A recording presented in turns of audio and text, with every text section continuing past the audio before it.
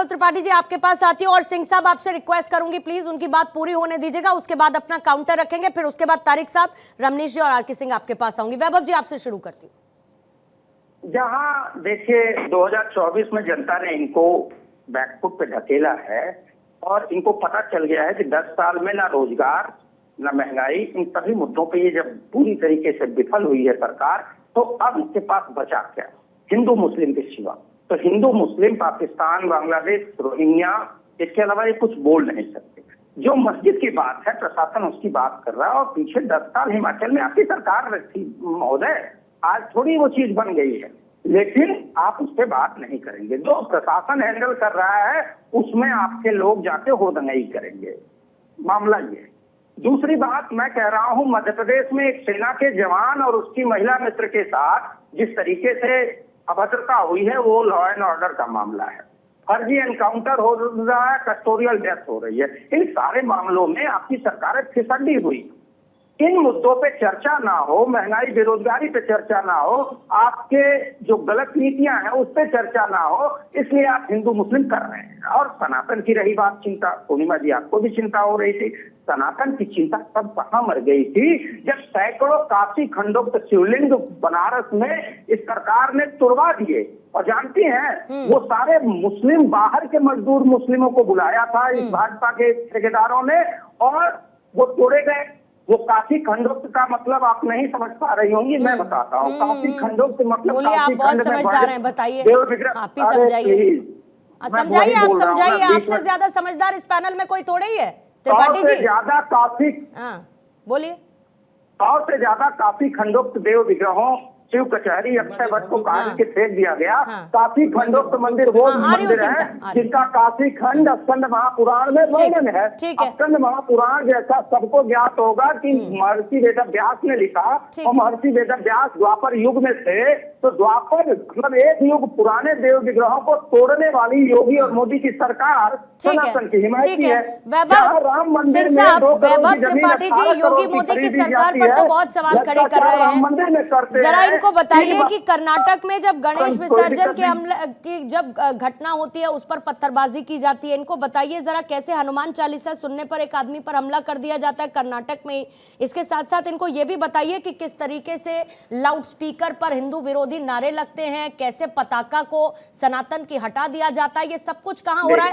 वहां योगी की सरकार तो है नहीं। आपसे सवाल नहीं है त्रिपाठी जी, सिंह साहब से सवाल है। जरा इनको बताइए वहां पर किसकी सरकार है, क्योंकि ये तो सर्वविदित ज्ञाता है, इनको सब कुछ पता है, तो थोड़ा बहुत प्रकाश डाल दीजिए इनके ऊपर।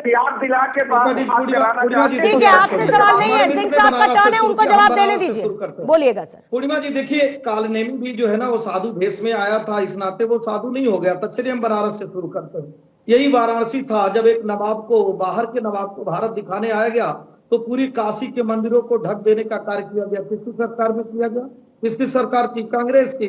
साधुओं को वार्ता के लिए बुलाकर और गोलियों से भूनने का कार्य किसकी सरकार में? मत बोलिए त्रिपाठी जी, उनकी बात सुनने दीजिए। सरकार में आसाम में रोहिंग्या आ जाते हैं, आसाम में रोहिंग्या आ जाते हैं, 80,000 लोगों को। अरे भैया अब आपको झूठ लग गया, तकलीफ बढ़ गई ना, तकलीफ बढ़ी। हिंदुओं को आतंकवादी कौन कहता है? कांग्रेस। हिंदुओं को हिंसक कौन कहता है? कांग्रेस। हिंदुओं को डेंगू मलेरिया कौन कहता है? कांग्रेस। रोहिंग्या को सबसे पहले नागरिकता देने का कार्य कौन किया? इंदिरा गांधी। सिखों की हत्या कौन कराया? कांग्रेस। देश का बंटवारा कौन कराया? कांग्रेस।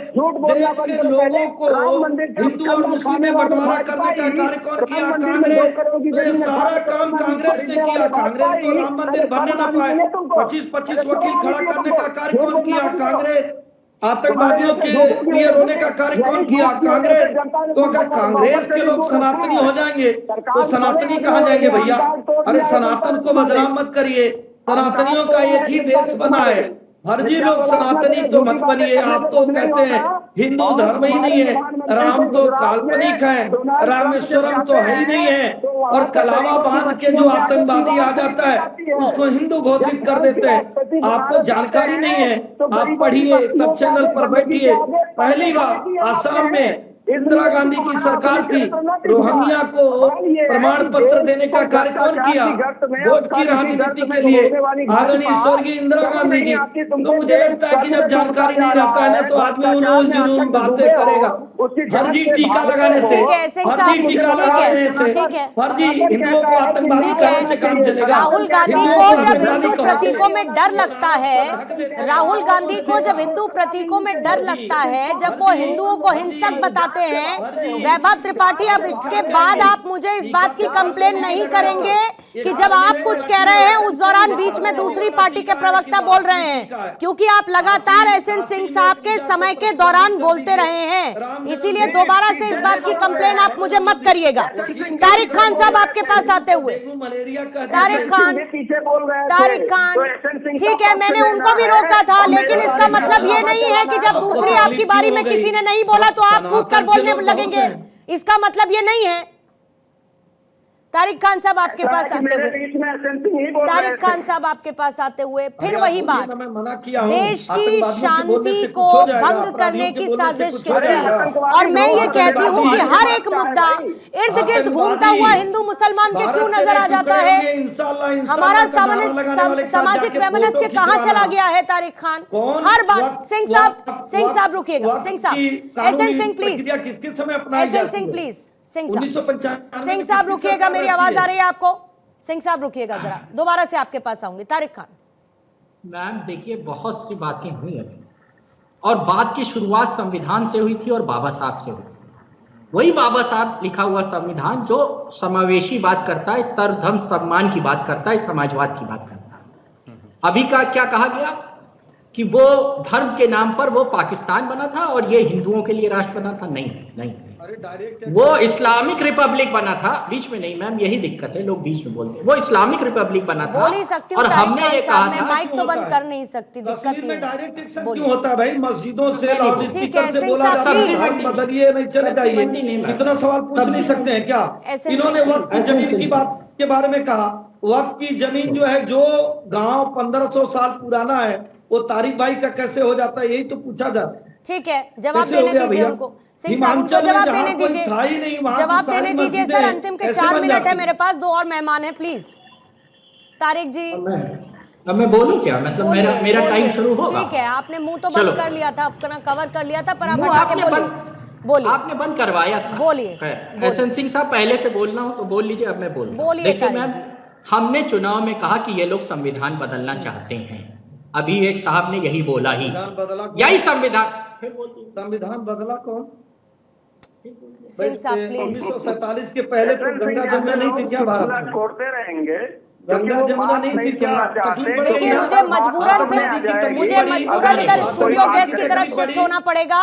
मैं बहुत देर से आप लोगों से रिक्वेस्ट कर रही हूँ, एसएन सिंह साहब, कम से कम मुझे आपसे उम्मीद नहीं है ऐसी सर, मैं बार बार रिक्वेस्ट कर रही हूँ कि बीच में मत बोलिए, समय नहीं है उतना सर, समय नहीं है उतना, प्लीज समझिए, मेरे पास समय की बाध्यता है। बात करो, आप भी वैभव जी आ जाइए इसी में। मैं एक को चुप कराती हूँ, दूसरा बोलता है, दूसरे को चुप कराती हूँ, तीसरा बोलता है, आप सब कूद पड़िए ना फिर। रमनीश जी, एक सवाल का जवाब पूछ लीजिए तारिक भाई से, मैं चुप हो जाऊंगा। तारिक भाई से पूछिए, मुजफ्फरनगर के दंगे में इनकी सरकार रहती है, क्यों कहा जाता है कि एक धर्म को गिरफ्तार कर लीजिए, दूसरे धर्म को छोड़ दीजिए? तारिक साहब जल्दी से 20 सेकंड में जवाब दीजिएगा। उसको बुलाकर हेलीकॉप्टर से चाय पिलाया जाता है। ठीक है, बोलिए तारिक साहब। अंसारी जब 1995 में घटना को अंजाम देता है, एक धारा 144 लगी रहती है, तभी 5 दिन तक 500 असलों के साथ। ठीक है, वो अपना मुंह ढक चुके हैं, वो जवाब नहीं दे रहे हैं सिंह साहब, वो अपना मुंह ढक चुके हैं। दीजिए रमनीश वसी, जल्दी से क्लोजिंग कमेंट आपसे, फिर सिंह साहब। जवाब नहीं इनके पास। देखिए, एक बात सच है कि जिस तरह का माहौल पैदा हो जाता है जब हिंदू त्योहार आता है पूर्णिमा जी, ये बहुत ही दुखद है। और मुझे लगता है आप अपने दुश्मन से बिल्कुल लड़ सकते हैं और पटकनी दे सकते हैं। बार बार देश हमारे क्या कहते हैं, भारत ने अपने दुश्मन देश को पराजित किया है, और आतंकवाद से भी लड़ सकते हैं, बिल्कुल आसानी से लड़ सकते हैं। हमने धूल चटाई है पाकिस्तान के आतंकवादियों को, कोरोना से हमको भी हमने परास्त किया। लेकिन जो भारत में बैठे हैं आस्तीन के सांप जयचंद जैसे लोग, जो कि पत्थरबाजी को देते हैं, गुपकार गैंग जो देता था, जिस तरह का प्रश्रय देता था कश्मीर में, और देश में जब जो माहौल अराजकता फैलाने की जो कोशिश करता है। और दूसरी बात है कि अभी तारिक खान ने बहुत सारी बात अब तो सामने है नहीं, लेकिन भारत में ये बात सच है कि अंबेडकर ने, बाबा साहब अंबेडकर जो हैं, उन्होंने क्या क्या कहा था मुसलमानों के लिए। भारत से पाकिस्तान को भेजना और हिंदुओं को वहां से बुलाना ही एक बड़ा हल है। मुसलमान कभी भी देश के प्रति निष्ठावान नहीं हो सकते।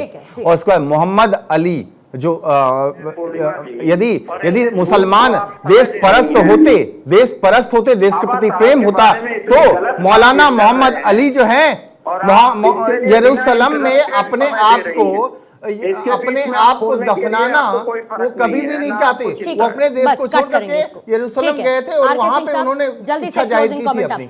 जल्दी से सिंह साहब 30 सेकंड में। मैं पूर्णिमा मैं बताना चाहता हूं कि ये आप बोलिए, बोलते रहिए। डिस्कशन करना बेमानी है, क्योंकि मुस्लिम अपने स्ट्रेटेजिक तरीके से आगे बढ़ रहे हैं। वो जहां भी थोड़ी भी संख्या उनकी बढ़ जाती है तो वहां वो बदतमीजी करते हैं, पत्थर फेंकते हैं। उनको ये सपोर्ट मिलता रहा है कांग्रेस की सरकारों से, ये मन बढ़ू हो रखे हैं और वो यही करते रहेंगे, क्योंकि उनके खिलाफ कोई कार्रवाई होती नहीं है, मुकम्मल कार्रवाई। और बीजेपी की सरकारें भी इसके लिए दोषी हैं। वो पता नहीं क्यों खुश करने में लगी हुई हैं। वो अपना काम करें सही तरीके से, अपने जो एडमिनिस्ट्रेशन है उसको दुरुस्त करें तो बहुत सारी चीजें दुरुस्त हो